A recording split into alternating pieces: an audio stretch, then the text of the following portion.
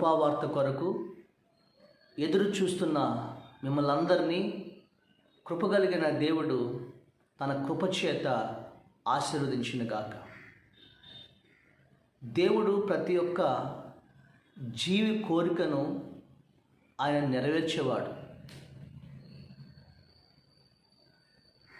అందుకనే కీర్తన గ్రంథం 145వ కీర్తన 16వ వచనంలో మనం ధ్యానం చేసినట్లయితే, ఆయన గుప్పిలి విప్పి ప్రతి జీవి కోరికను ఆయన తృప్తిపరచుచున్నాడు. ఈరోజు ఈ వాగ్దానం నీ జీవితంలో నెరవేర్చబడునుగాక. దేవుడు నీకు ఏ ద్వారాలైతే మూసుకుపోనియో, ఏ వాంఛతో, ఏ ఆశతో, ఏ కోరికతో దేవుడి సన్నిధిలో ఎంతకాలం ప్రార్థన చేస్తూ నీవు వచ్చావో, దేవుడు నీ కోరికను ఈ దినం నెరవేర్చబోతున్నాడు. ఆయన గుప్పిలి విప్పబోతున్నాడు. ఆయన నీకు హృదయాన్ని, నీ జీవితాన్ని ఆయన తృప్తిపరచబోతున్నాడు. అదే దేవుడు చెప్తున్న మాట. దేవుని స్తోత్రం కలిగినగా ఆయన గుప్పిలి విప్పి ప్రతి జీవి కోరికను ఆయన నెరవేర్చబోతున్నాడు అనే వాక్యం సెలవిస్తుంది. మన గుప్పిడంటే రెండే వస్తాయి. దేవుడి గుప్పిడి అంటే ఆయన పిడికిడితో నీటిని పట్టుకున్నవాడు ఎవడు అంటాడు. ఆయన జానతో ఆకాశములను కొలిచినవాడు దేవుడు. దేవుడు బాహువు దేవుడు ఇస్తే ఆయన పట్టజాలంత విస్తారమైన దీవులను దేవుడు నీకు కుమ్మరిస్తాడు.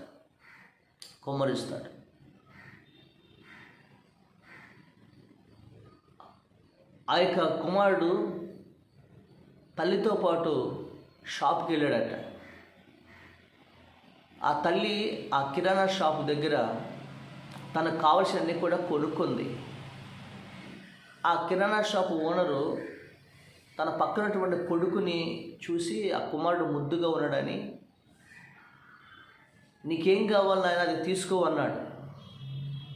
చిన్న శనగలు లేదా బఠానీలు ఉంటాయి కదా, అవి తీసుకోమనంటే ఆ వద్దు అంకుల్ అంటున్నాడు. పర్లేదు నాన్న తీసుకో అంటే, వద్దు అంకుల్ నాకు వద్దు అంటున్నాడు.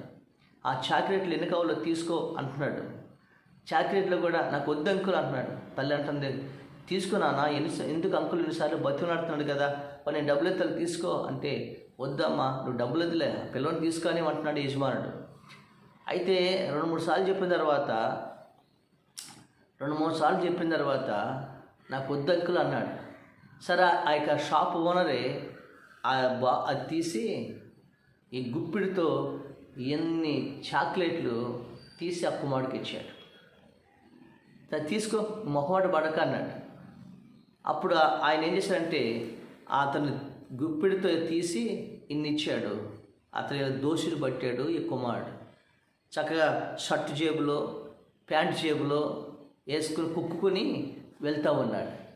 అప్పుడు తల్లి అడిగింది మార్గం అంతట్లో, ఏంటి నాన్న అన్నిసార్లు అంకుల్ని బతిమలాడించుకుంటాం ఎందుకు, తప్పు కాదు అని తల్లి అడిగాను. లేదు మమ్మీ, నీకు తెలియదు మమ్మీ, నా చెయ్యి అంత చిన్న చెయ్య, అంకుల్ చెయ్యి అంత పెద్ద చెయ్య. నా చెయ్యి పెట్టానుకో 2 చాక్లెట్లు వస్తాయి మమ్మీ, అంకుల్ చెయ్యందనుకో అది చూసావా, ఈ జేబు నిండిపోయింది, ఈ జేబు నిండిపోయింది, పై జేబు నిండిపోయింది, అందుకనే అంకుల్ ఇస్తాడని నేను వద్దు అని అన్నాను మమ్మీ అన్నాడంట. నేను స్తోత్రం కలిగింది. ఆ తెలివికి ఎంతగానో తల్లి మెచ్చుకుందంట. ఈరోజు నువ్వు కోరిక ఆ తండ్రి అనే దేవుడికి తీరిస్తే నీకు దేవుడు పట్టజాలంత విస్తారముగా ఆ దేవుడు నీకు ఇస్తాడు. నేను స్తోత్రం. అయితే ఆ దేవుడు నీకు ఖచ్చితంగా నీకు సహాయం చేస్తాడు. దేవుడు మన జీవితాల్లో ఆ కార్యాన్ని చేస్తాడు. చాలామంది కోరికలు ఉంటాయి ఈ లోకంలో. నువ్వు ప్రత్యక్షం ఏం కావాలమ్మంటే నాకు బంగారం కావాలని కోరుకుంటావు. కొంతమంది నీకేం కావాలంటే ఒక ఫ్లాట్ కావాలని కోరుకుంటావు. అలాగే నీకేం కావాలంటే నాకు మంచి ఉద్యోగం కావాలని కోరుకుంటావు. కానీ జీవము కలిగిన దేవుడు ఖచ్చితంగా అది న్యాయమైతే అది దేవుడి చిత్తం అయితే ఆ దేవుడు ఖచ్చితంగా నీకైనా నీ కోరికలను సఫలపరుస్తాడు అని దేవుడి వాక్యము సెలవిస్తుంది. బైబిల్ గ్రంథంలో చాలా కోరికలు ఉన్నాయి. వాళ్ళందరిలో ఒక విషయం మీతో చెప్తాను. ఆయన అన్నాడు, సమూయేలు రాసిన మొదటి గ్రంథము 18వ అధ్యాయం 26వ వచనంలో ఒక మాట ఉంటుంది. ఏం రాయబడిందంటే 26వ వచనంలో,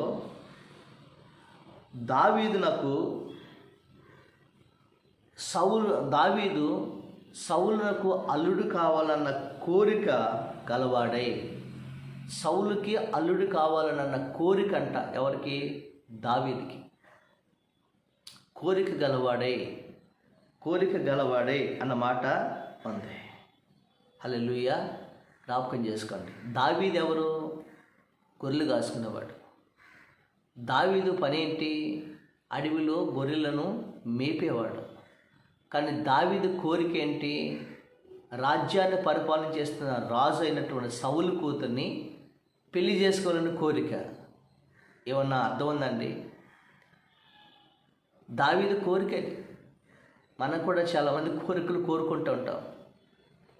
అక్కడ మాట్లాడబడింది, సౌలుకు అల్లుడు కావాలన్న కోరిక గలవాడై అన్నమాట. మనం అనుకోవచ్చు, అదేంటండి, గొర్రెలు కాసుకునే వాడికి రాజ్యాన్ని పరిపాలించుకునే రాజు కూతుర్ని ఇవ్వటం ఏంటి అని మనం అనుకోవచ్చు. ఇది న్యాయమైంది దావీదుకి. ఎందుకంటే గొల్యాతుని ఎవరైతే చంపుతారో వారికి నా కూతురునిచ్చి వివాహం చేస్తానని రాజే ప్రకటన చేయించాడు. అప్పుడు దావీదు కనుక్కున్నాడు, గొల్యాతుని చంపిన వారికి బహుమానం ఏంటి అని అడిగాడు. రాజుగారి కూతురునిచ్చి వివాహం చేస్తాడంత అన్నాడు. అందుకని గొల్యాతుని చంపాడు. దేవుడి పక్షం యుద్ధం చేశాడు, గొల్యాతుని చంపాడు. ఇజ్రాయెల్ దేశాన్ని గొల్యాతు చేతుల నుంచి కాపాడాడు, ఫిలిష్తీయుల చేతుల నుంచి. ఇప్పుడు ఆ సౌలు యొక్క ధర్మం ఏంటంటే, ఎలాంటి వాడికైనా సరే, గొర్రెలు కాసుకున్నాడు కావచ్చు, పశువులు కాసుకున్నాడు కావచ్చు, ఆ సౌలు తన యొక్క కూతుర్నిచ్చి వివాహం చేయాలి. కానీ దావీదు విషయంలో అలా జరగల. అప్పుడు సౌలు ఏమన్నాడంటే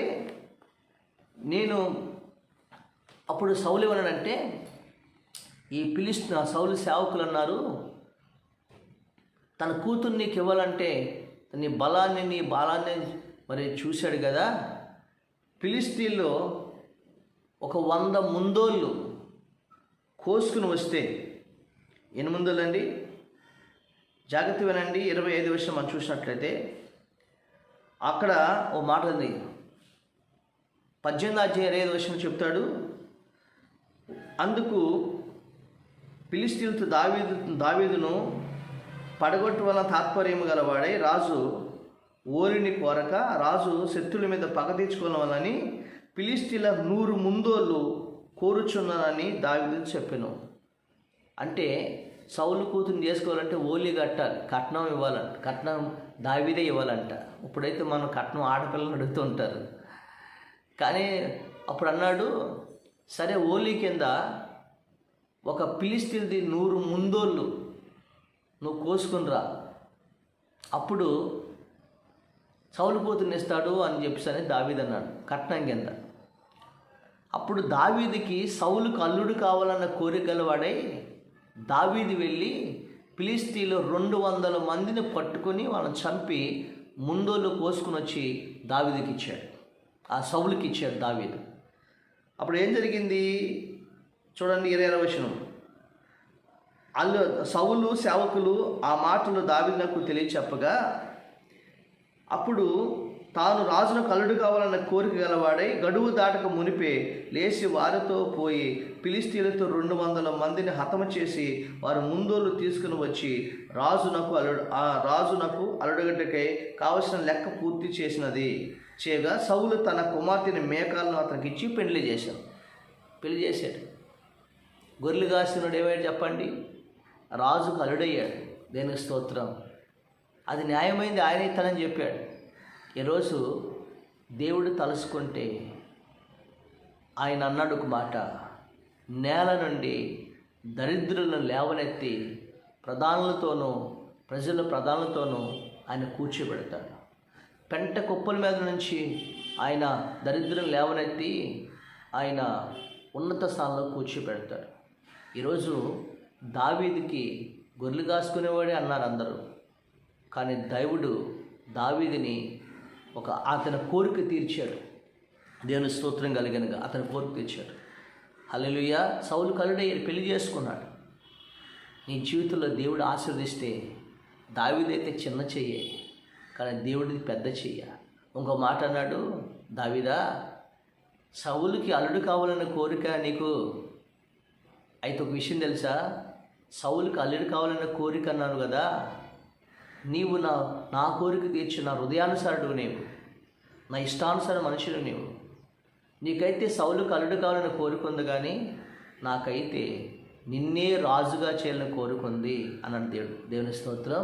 అందుకని దావీదుని ఇశ్రాయేల్ రాజ్యానికి దేవుడు రాజుగా చేసి దీవించాడు. దావీదుకేమో రాజుకు అల్లుడు కావాలని కోరుకుంది, దేవుడికేమో అసలు దావీదే రాజు కావాలని కోరుకుంది. ఎంత గొప్ప దేవుడు అండి! అది దేవుడి గుప్పిలి. ఆయన గుప్పిలి విప్పితే ఆకాశమే హద్దుగా దీవించేస్తాడు. Praise the lord. సమస్తాన్ని తీసుకొచ్చి దావీదు కాళ్ళ దగ్గర పెట్టేశాడు. ఈరోజు నీ జీవితంలో కూడా అంటున్నాడు, జీవము కలిగిన దేవుడు నీ కోరికను కూడా ఆయన తీర్చబోతున్నాడు. ఈరోజు నీ కోరిక ఏంటి? దావీదుకైతే సౌలుకి అల్లుడు కావాలన్న కోరిక ఉంది. నీ బిడ్డలు కూడా, నా బిడ్డకి ఒక మంచి ఉద్యోగం చేసుకున్న భర్త వివాహం కావాలని కోరుకుంటున్నావు. ఒక డాక్టర్ అంటున్నావు, ఒక ఇంజనీరింగ్ అంటున్నావు, నీ స్తోమతను బట్టి ప్రార్థన చేస్తున్నావు, కానీ నీ దగ్గర అంత డబ్బు లేదు. కానీ కోరిక అయితే నీకుంది మంచి కుటుంబానికి ఇవ్వాలని. కానీ దేవుడు నీ కోరిక, నీ బిడ్డ జీవితంలో అద్భుతమైన వివాహాన్ని ఒక మంచి కుటుంబానికి, ఆత్మీయ కుటుంబానికి ఇచ్చి, తిరిగి లేకుండా మంచి కుటుంబానికి ఇచ్చాడు. నువ్వేదైతే కోరుతున్నావో ఆయనే అల్లుడుగా దేవుడిని తీసుకురాబోతున్నాడు. ఆయనే ఒక కోడలుగా దేవుడు నీకు పంపించబోతున్నాడు. ఈరోజున ఉద్యోగ విషయంలో కోరిక, ఈరోజున చదువులో నువ్వు ఏమైతే కోరుతున్నావో దేవుడి సంకల్పం చొప్పున దేవుడు నీ హృదయ వాంఛను తీర్చబోతున్నాడు. దేవుని స్తోత్రం కలిగిన గాక.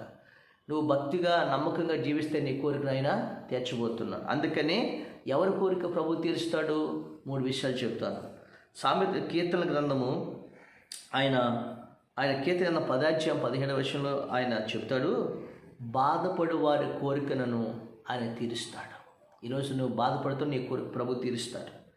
రెండవదిగా ఆయన భయభక్తులు గల వారి కోరికను ఆయన తీరుస్తాడు. 145వ కీర్తన 19వ వచనం ఉన్నది, భయభక్తులు కలిగిన వారి కోరికను ఆయన తీరుస్తాడు. తర్వాత మూడవదిగా ఆయన సామెతల గ్రంథం 11:27 వచనం, నీతిమంతుల కోరిక దేవుడు యుక్తమైనది తీరుస్తాడు. హల్లెలూయా. ఈరోజు నువ్వు బాధపరచబడుతున్నావా, తృణీకరించబడుతున్నావా? దావీదులాగా నీ కోరికను ప్రభు తీరుస్తాడు. భయభక్తులు కలిగి ఉండు, నీతిగా ప్రభు కొరకు జీవించు. అప్పుడు దావీదు కోరికను తీర్చాడు. ఏంటి తెలుసా? సౌలుకు అల్లుడు కావాలని కోరిక దేవుడు తీర్చాడు. రెండోది, శత్రువులను ఆయన తన బాధ వచ్చే శత్రువులను విషయమైన కోరిక నెరవేరాలన్నాడు. ఆ శత్రువులు సంహరించబడ్డాడు.